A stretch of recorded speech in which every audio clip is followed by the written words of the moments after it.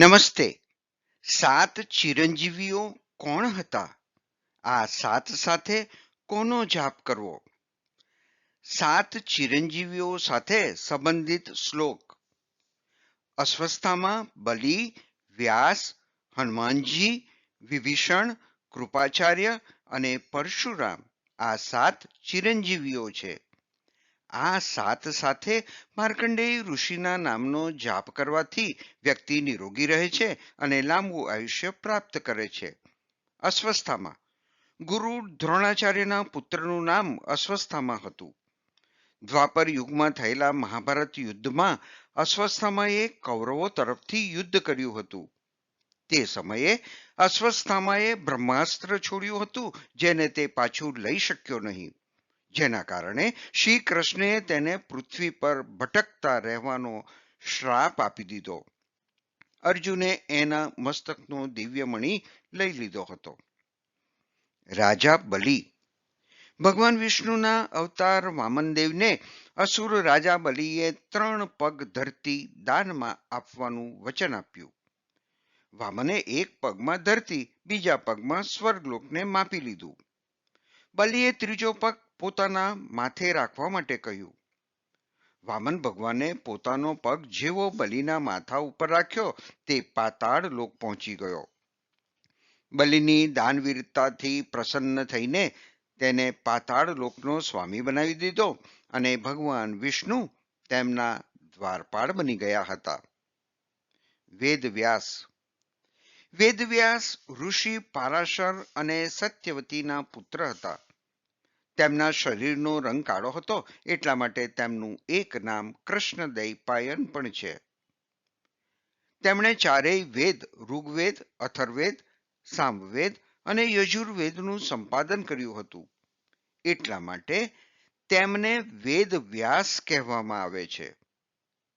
તેમણે મહાભારત ગ્રંથની અને 18 પુરાણોની રચના કરી હતી. મહર્ષિ વેદવ્યાસને ભગવાન વિષ્ણુનો અંશ માનવામાં આવે છે. હનુમાનજી. ત્રેતા યુગમાં અંજની અને કેસરીના પુત્ર સ્વરૂપે હનુમાનજીનો જન્મ થયો હતો. હનુમાનજી રામના પરમ ભક્ત હતા. હનુમાનજી માતા સીતાની શોધમાં લંકા પહોંચી ગયા. હનુમાનજીએ અશોક વાટિકામાં દેવી સીતાને શ્રી રામનો સંદેશ આપ્યો હતો, જેથી પ્રસન્ન થઈને સીતાએ તેમને અજર અમર રહેવાનું વરદાન આપ્યું હતું. વિભીષણ. રાવણના નાના ભાઈ ધર્માત્મા વિભીષણને પણ ચિરંજીવી માનવામાં આવે છે.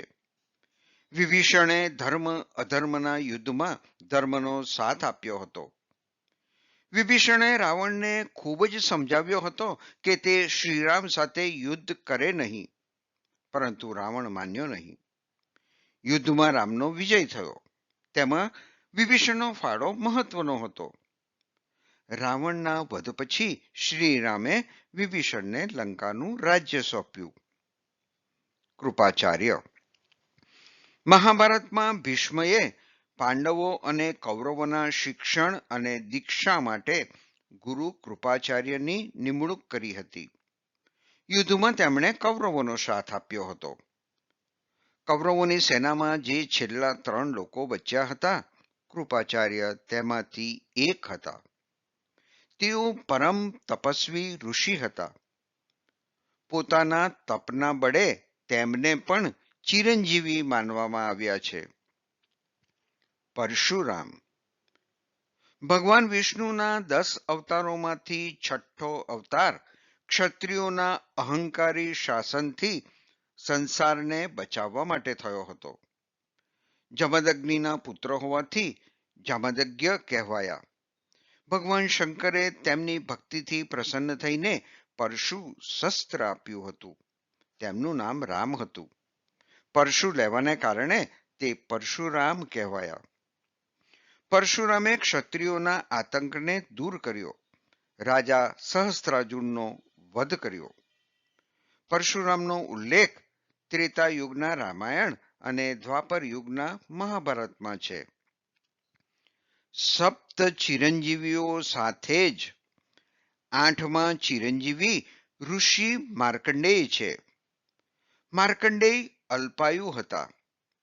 તેમણે મહામૃત્યુંજય મંત્રની રચના કરી અને તપ કરીને શિવજીને પ્રસન્ન કર્યા. શિવજીના વરદાનથી તેઓ ચિરંજીવી થઈ ગયા.